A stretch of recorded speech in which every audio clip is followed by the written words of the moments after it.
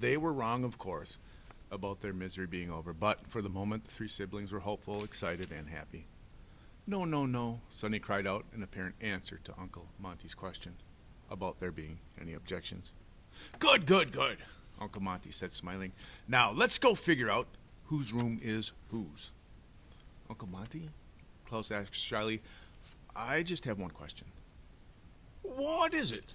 Uncle Monty said. What's in that cage with the cloth on top of it? Uncle Monty looked at the cage and then at the children. His face lit up with a smile of joy. That, my dears, is a new snake which I have brought over from my last journey. Gustav and myself are the only people to have seen it, and next month I will present it to the Herpetological Society as a new discovery, but in the meantime, I will allow you to look at it. Now, come, gather round. The Baudelaire orphans followed Uncle Monty to the cloth-covered cage, and with a flourish, the word flourish here means a sweeping gesture, often used to show off, he swooped the cloth off the cage, and inside was a large black snake, as dark as a coal mine and as thick as a sewer pipe, looking right at the orphans with shiny green eyes. And with the cloth off its cage, the snake began to uncoil itself and slither around its home. Because I discovered it, Uncle Monty said. I got to name it. What's it called? Violet asked. The incredibly deadly viper, Uncle Monty replied. And at that moment something happened, which I'm sure will interest you. With one flick of its tail, the snake unlatched the door of its cage and slithered out onto the table. And, before Uncle Monty or any of the Baudelaire orphans could say anything, it opened its mouth and bit Sonny right on the chin. Then the chapter 3. Now, I'm very, very sorry to leave you hanging like that, but as I was writing the tale of the Baudelaire orphans, I happened to look at the clock and realized I was running late for a formal dinner party given by a friend of mine, Madame de Lustro. Madame de Lustro is a good friend, an excellent detective, and a fine cook, but she flies into a rage if you arrive even 5 minutes later than her invitation states, so you understand that I had to dash off. You must have thought, at the end of the previous chapter, that Sonny was dead, and that this was the terrible thing that happened to the Baudelaires at Uncle Monty's house, but I promise you, Sonny survives this particular episode. It is Uncle Monty, unfortunately, who will be dead, but not quite yet.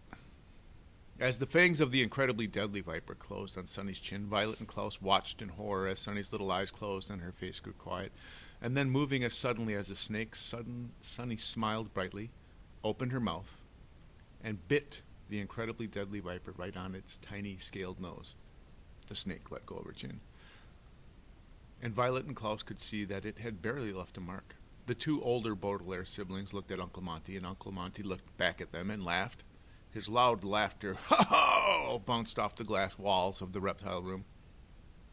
Uncle Monty, what can we do? Klaus said in despair. Oh, I am sorry, my dears, Uncle Monty said, wiping his eyes with his hands. Oh, you must be very frightened. But the incredibly deadly viper is one of the least dangerous and most friendly creatures in the animal kingdom. Sonny has nothing to worry about, and neither do you. Klaus looked at his baby sister, who was still in his arms, as she playfully gave the incredibly deadly viper a big hug around its thick body, and he realized Uncle Monty must be telling the truth.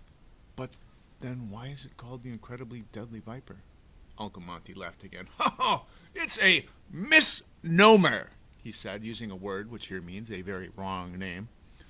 Because I discovered it, I got to name it, remember? And don't tell anyone about the incredibly deadly viper, because I'm going to present it to the Herpetological Society and give them a good scare before explaining that the snake is completely harmless. Lord knows that they've teased me many times because of my name. Oh, hello, Montgomery, Montgomery, they say. How are you, Montgomery, Montgomery? But at this year's conference, I'm going to get back at them with this prank. Uncle Monty drew himself up to his full height and began talking in a silly scientific voice. Colleagues, I'll say, I would like to introduce you to a new species, the incredibly deadly viper which I found in the southwest forest of... Oh my God, it escaped! And then, when all of my fellow herpetologists have jumped on their chairs and tables and are shrieking in fear, I'll tell them that this snake wouldn't hurt a fly. Oh, wouldn't that be hysterical? Violet and Klaus looked at each other and then began laughing, half in relief that their sister was unharmed and half with amusement because they thought Uncle Monty's prank was a good one. Klaus put Sonny down on the floor, and the incredibly deadly viper followed, wriggling its tail affectionately around Sonny, the way you might put your arm around someone of whom you were fond. "Are there any snakes in this room that are dangerous?" Violet asked. "Oh, of course," Uncle Monty said. "Well, you can't study snakes for 40 years without encountering some dangerous ones. I have a whole cabinet of venom samples from every poisonous snake known to people, so I can study the ways in which these dangerous snakes work. Now, there is a snake in this room whose venom is so deadly that your heart would stop before you even knew that he had bitten you. There is a snake who can open her mouth so wide she could swallow all of us together in one gulp.